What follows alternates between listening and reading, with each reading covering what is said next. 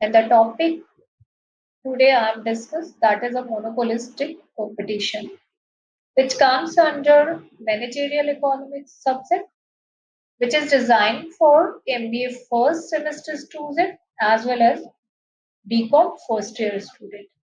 Right?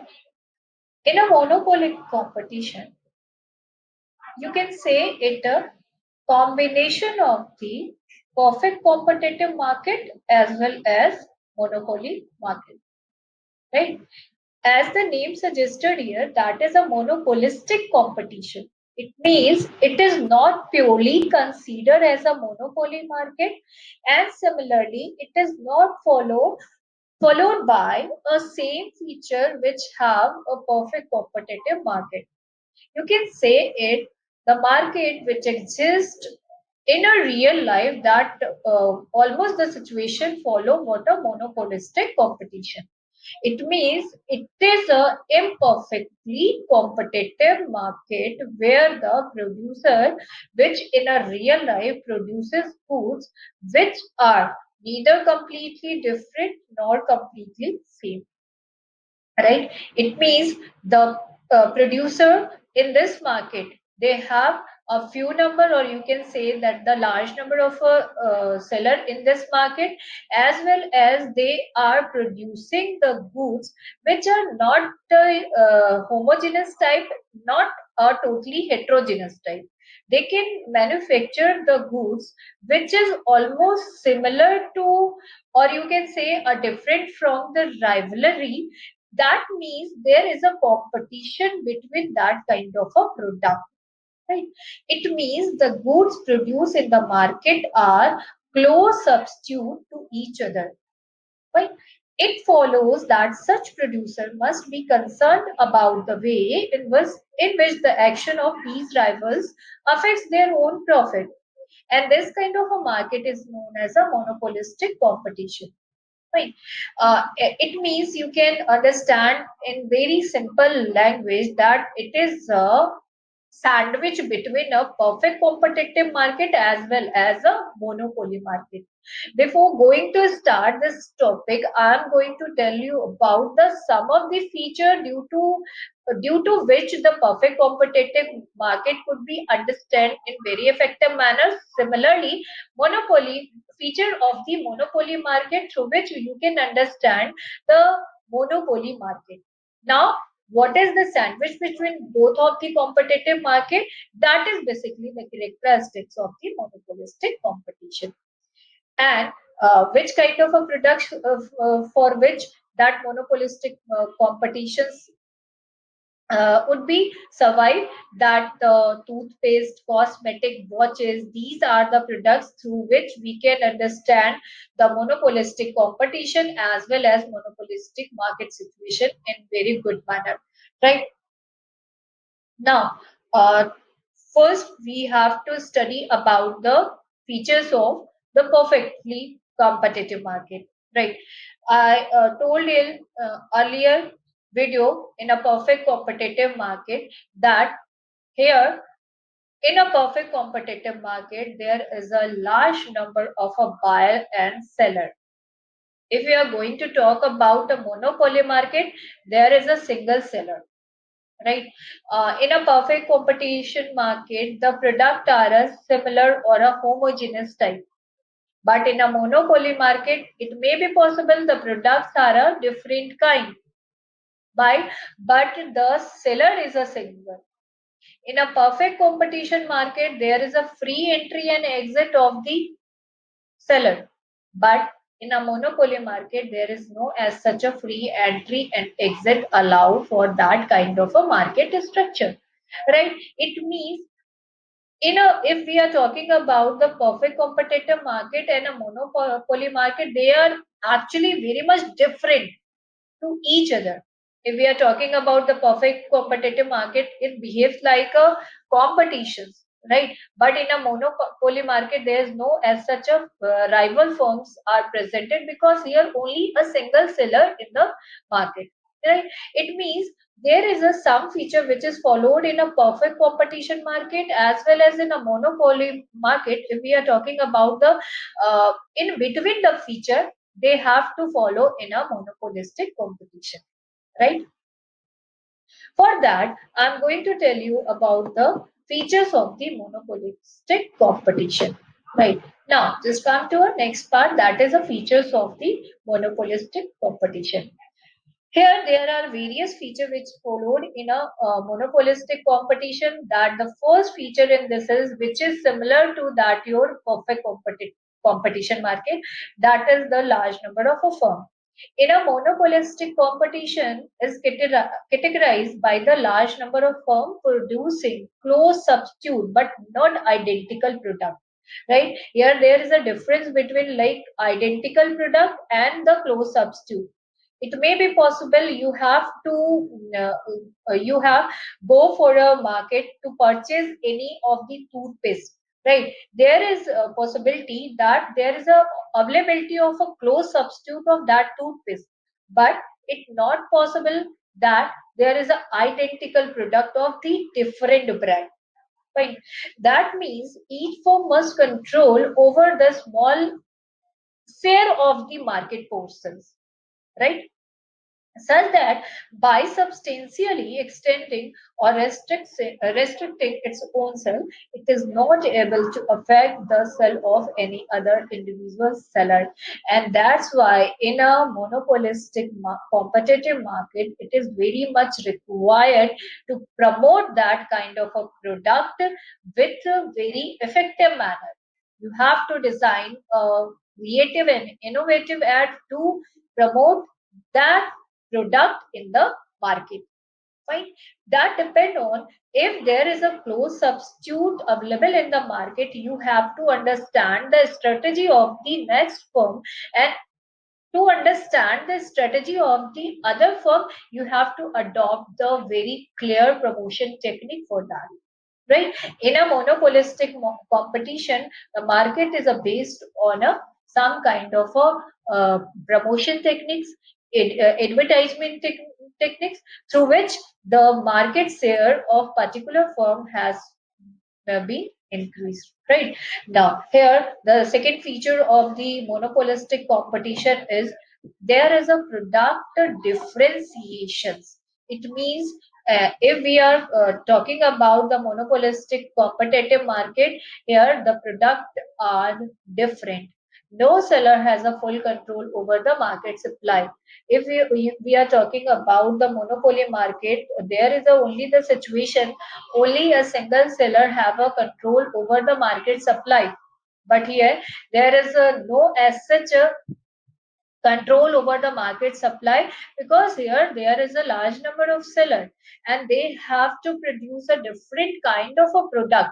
They may be possible that they are a similar or a very close substitute to each other, but they are not identical, and each seller has his own identification through that product, right?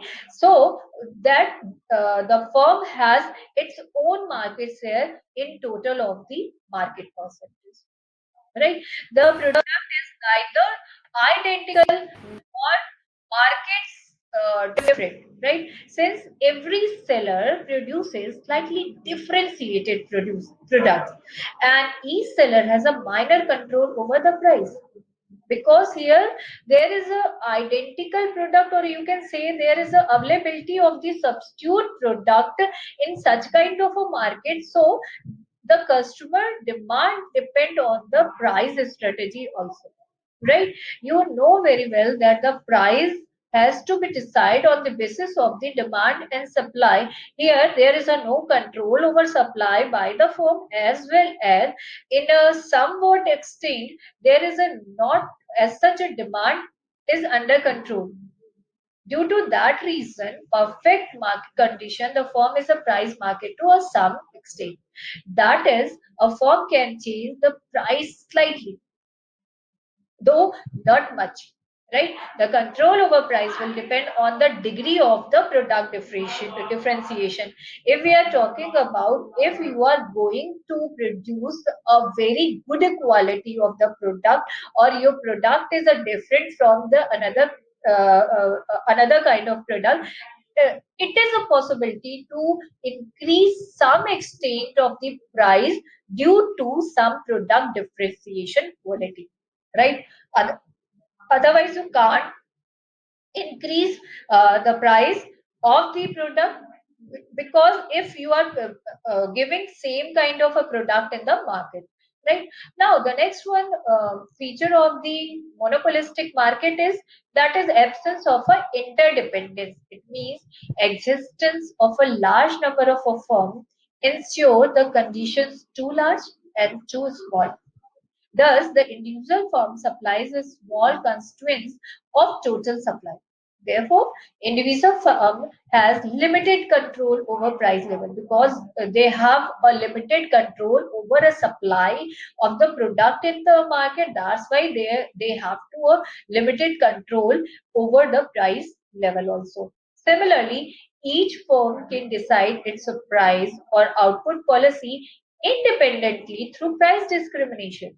Any action by one firm may not invite reaction from a rival firm, right? It means the firm has to decide about its price and output policy independently. Through price discrimination, any action by one firm may not invite reaction from a rival firm. That depend on the individual firm, that they have to decide about the price as well as other output policy, because they may be produce a different kind of a firm product in the market, right? Now, another feature of that is selling cost. What is selling cost? Competitive advertisement is an essential feature. I have already told you about that.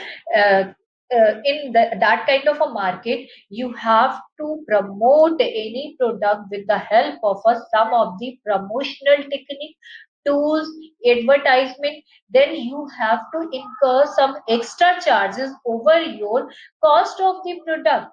Got it my point? It means there, if you are going to add on some value added quality in product, then you have a right to charge some extra from that product. Fine. It means you have to charge extra from a value added quality for that product, and it comes under the selling cost, because the selling cost becomes an integral part of the marketing of firms when product is a differentiated. So it is necessary to tell the buyers about the superiority of the product and induce the customer to buy the products, right? And one of the important characteristics of that monopolistic market is free entry and exit. It means under monopolistic competition, new firm can enter and also exit from that market. It also the similar characteristics of the perfect competition market. So there is a no as such a restriction to enter or exit the small size of the firm. Existence of the supernormal profit attracts entry loss business firm to quite the market. Right? Now, what are the assumptions which follow in the monopolistic market? That there are a significant number of buyers as well as seller in the group. Right here, this is one of the assumption which is follow in the monopolistic market, and which is also a characteristics of the, you can say, the perfect competitive market. Similarly, if we are going to talk about the products of the seller are separate, however, they are close substitute to one another. It is also assumption, right? Products of the seller. We are producing a different kind of a product, which can be possible that they are a close substitute to each other, but they are not identical. But in a real life, it is not possible, right? So that's why it is considered only as assumption. Fine. Here, there is a one more assumption for that. There is a free entry as well as exit from that kind of a market. Fine. But if you are going to talk about in a real life situation, there may be possibility to there such kind of a legal obligations as well as restriction to enter that kind of a market, because here number of sellers are present, and they have to insecure about their market share in the market, that they don't want to prefer to new entry and exit from the market, right? And the last one is the objective of the firm is to maximize in a short run as well as in a long run. Fine. It means that the main objective of the firm is to maximize its profit in a short run as well as long run situation. Right? Now, just come to know about how you have to decide about the price under monopolistic competition. There may be possibility of a two situation, that is a short-term situation as well as long-term situation. In a short run, you have also a three contingency concerning profit. Right now, the first one is a abnormal profit. The second one is a normal, or you can say that is a zero profit, and third one situation could be possible, that is a loss. If we are talking about the abnormal profit, in that situation, in a short run, the organization could be capable of acquiring profit only as soon as the demand of the organization product is extremely high. If there is a possibility that there is a no close substitute for that product, it is only the situation that the organization can earn maximum profit. Under these circumstances, the highest price for its product and can acquire abnormal profit, right? And through achieving only in a short run, as no new organization can become involved market in the short run. Only this is the possibility under which the abnormal profit can be earned by the organization itself, and you can understand it with the help of this diagram. In a monopoly market, you can go for that graph. A marginal revenue is below than that average revenue. Only the difference between the monopolistic market and a monopoly market, that the slant line is just above that the monopoly market. The curve line which is represented in a monopolistic market is slightly higher than that of the monopoly market, because it is the situation of the sandwich between monopoly market as well as what a perfect competition market. That's why that AR and MR is not equal in that situation, and it is also a slant line. And company can earn only the profit situation when the price is higher for that kind of product for which there is a no close substitute available in the market, right? In our next situation, when we are talking about the normal profit or a zero profit, this is only the situation if the demand of the organization product is not extremely high. So the organization could acquire only normal profit once average revenue is a little more than that of the average cost, or you can say zero profit as soon as average revenue and average cost are equal. Fine. And it can be understand with the help of this diagram when we are talking about the zero profit, when average cost is equal to average revenue, and only the zero profit and nominal profit can earn by the firm itself. If we are talking about the loss situation, and that situation, the firm cannot earn much profit. It suffers only the loss due to reason of what? Because the demand of that kind of a product is so weak in the market, and the producer cannot charge a high price for that product, because it is not different in the market, and it's don't have a capacity to some like a quality values wise product available in the market. That's why here the average cost is a greater than to average revenue, and that B point where we are charging a price for that product, it is a higher than that of the average cost. Right here, average cost is a higher than that of the revenue. Right, and that is the situation where company can only on the loss situation, not a profit situation, because for that kind of a product there is a no as such demand in the market, because here it may be possible that there is a close substitute available in the market, or you can say for that kind of a product there is no value added qualities associated with product, right? So customer are not interested to take that product from the market. Fine. So this is all about your monopolistic market. Now just come to a next part of that, that what is defects or a waste of the monopolistic competition? What are the possibility?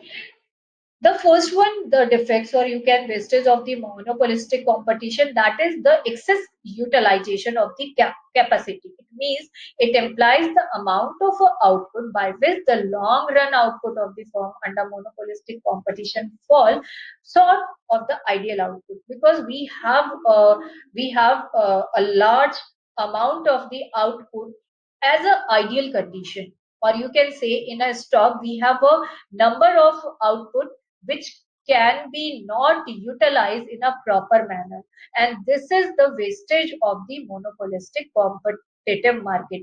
The excess capacity, or you can say the excess stock under imperfect competition, emerges because of the downward sloping of the demand curve, and it can be tangent only at a falling path, right? This means that there is a greater the elasticity of this downward sloping demand curve, lesser will be excess capacity. A firm under monopolistic competition in a long run equilibrium produces an output which is less than what is deemed a socially optimum or ideal output society produce. Productive resources are fully utilized when they reduce the output at a minimum long run average cost. Right? And due to this ideal output or a socially optimum output, there must be unemployment generation, right? Under imperfect competition, the production capacity of the firm is not fully utilized. That's why it creates the underutilization of the stock, and this leads to the unemployment or a unskilled labor, right? Exploitations under imperfect competition, the output is restricted, so the price is kept higher than the marginal cost to earn maximum profit, right? But the excess of the price on a marginal cost represents a real extra burden on the community, and that creates the exploitation, right? It means under perfect competition, this exploitation is not possible as price is equal to the marginal cost. Fine. Here, there is another utilization, or you can say the wastage of in this kind of a market is advertisement, because we are here facing a problem of a close substitute product, so we have to promote these kind of a product by employing such kind of a advertisement technique or a promotional technique, through which adding on some value added component in the product, we have to incur some extra cost for that product, and that is a form of advertisement. So expenditure on competition advertisement is regarded as a waste of the competition. So it is a result of an imperfect competition, because under perfect competition, there's no need to add on some advertisement cost for the homogeneous product. However, under imperfect competition product is differentiated, and therefore advertisement becomes necessary in order to earn larger share in the market. And we have to charge for that extra cost to the customer, obviously, right? So this is the extra charges. Now the last one in that is the cross transportation. The existence of the cross transport is another factor contributing to waste of the imperfect competition. If we are talking about the firm in India, maybe selling a commodity in India, while the same product produced in India may be sold abroad, and that is the reason that the result of the absence of the perfect competition and pressure presence of the product differentiation, we can charge a different charges to a different country, right? And the last one is a specialization. Another waste of the imperfect competition is the failure of the each firm in India to specialize in the production of those commodity for which is best suited, right? You have to just add on some value added quality in product, otherwise you can't sell it in a very effective manner, and you have to just charges for that extra specialization, right? So this is all about your monopolistic competition, a competitive market.